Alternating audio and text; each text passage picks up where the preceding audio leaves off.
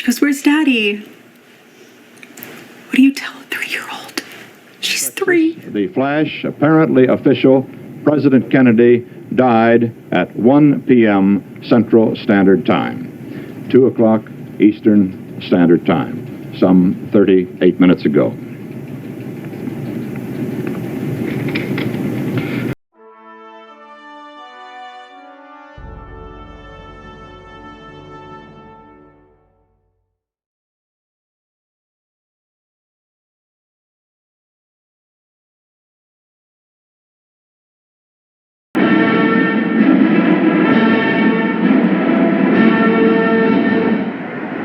John Fitzgerald Kennedy, do solemnly swear. I, John Fitzgerald Kennedy, do solemnly swear. That you will faithfully execute the office of President of the United States. That I will faithfully execute the office of President of the United States. And will, to the best of your ability. And will, to the best of my ability. Preserve, protect, and defend the Constitution of the United States. Preserve, protect, and defend the Constitution of the United States. So help you God. So help me God.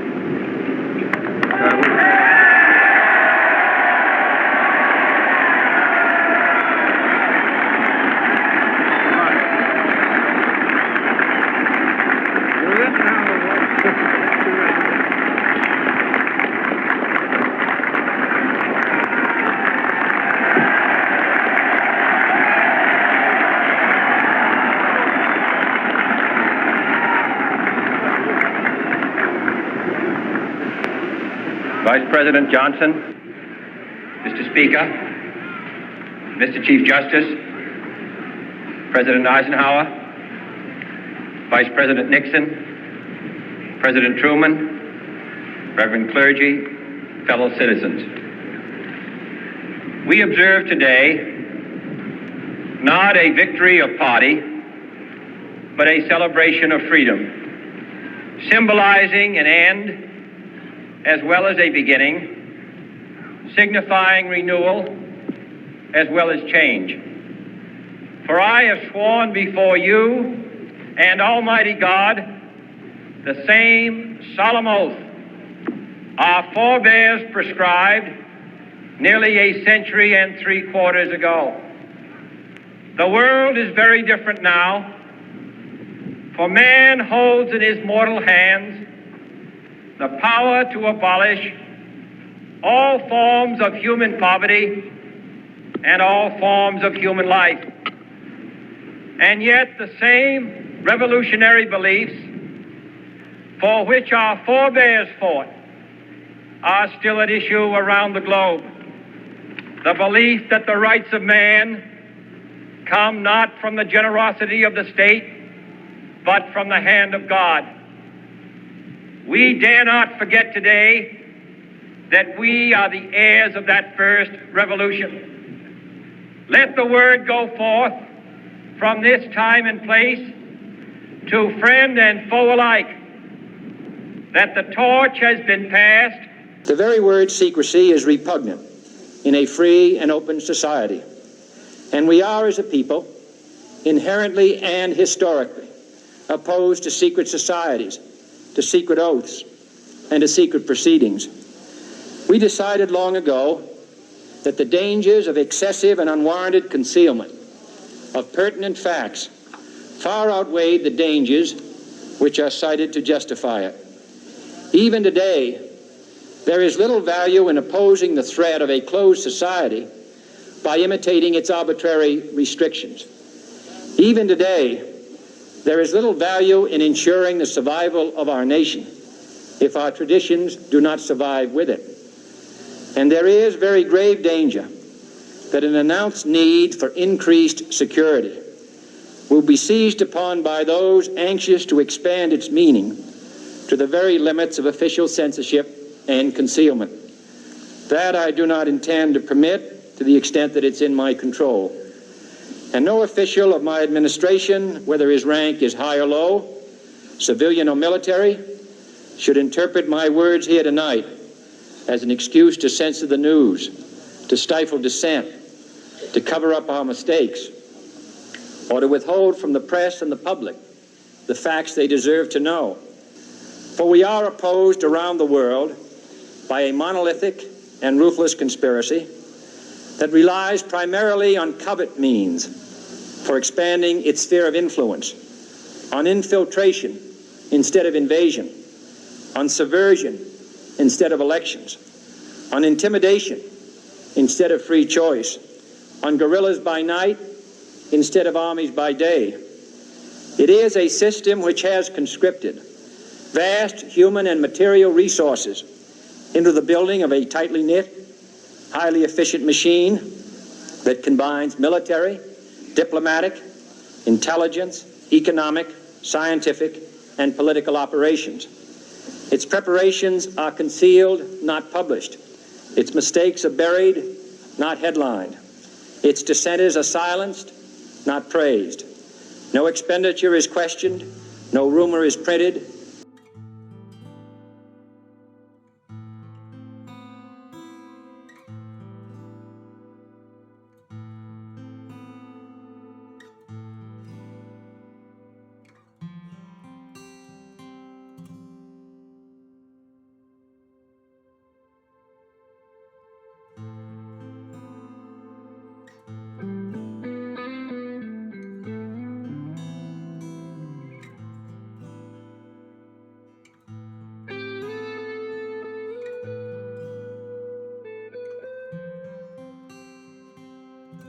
On Simmons Freeway earlier, and even the freeway was jam-packed with spectators waiting their chance to see the president as he made his way towards the Trade Mart.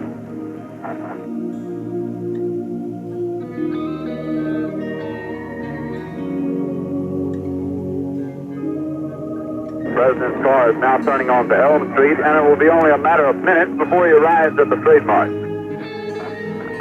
It appears as though something has happened in the motorcade route. Something, I repeat, has happened in the motorcade route. There's numerous people running up the hill alongside Elm Street, there by the Simmons Freeway. Several police officers are rushing up the hill at this time. Stand by just a moment, please. There has been a shooting. Parkland Hospital has been advised to stand by for a severe gunshot wound. And the first unconfirmed reports say the president was hit in the head.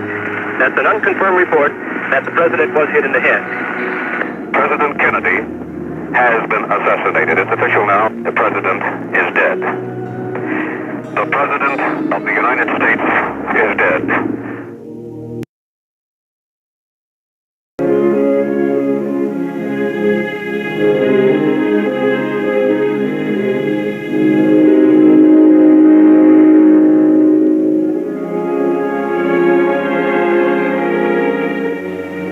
There was the sound of laughter, and in a moment, it was no more. And so, she took a ring from her finger and placed it in his hands. There was a wit in a man, neither young nor old, but a wit full of an old man's wisdom and a child's wisdom. And then, in a moment, it was no more. And so she took a ring from her finger and placed it in his hands. There was a man, marked with the scars of his love of country, a body active with the surge of a life far from spent. And in a moment, it was no more. And so, she took a ring from her finger and placed it in his hand. There was a father with a little boy and a little girl, and the joy of each in the other, and in a moment, it was no more.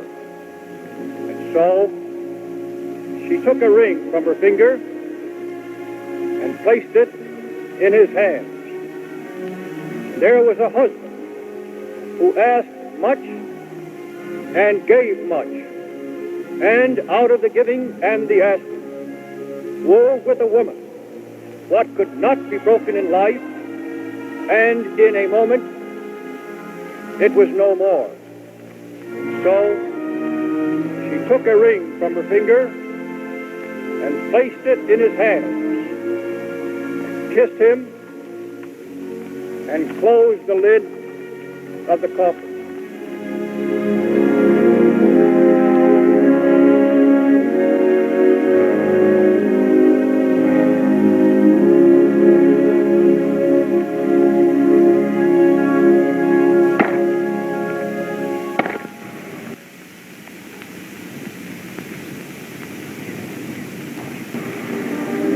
There are few events in our national life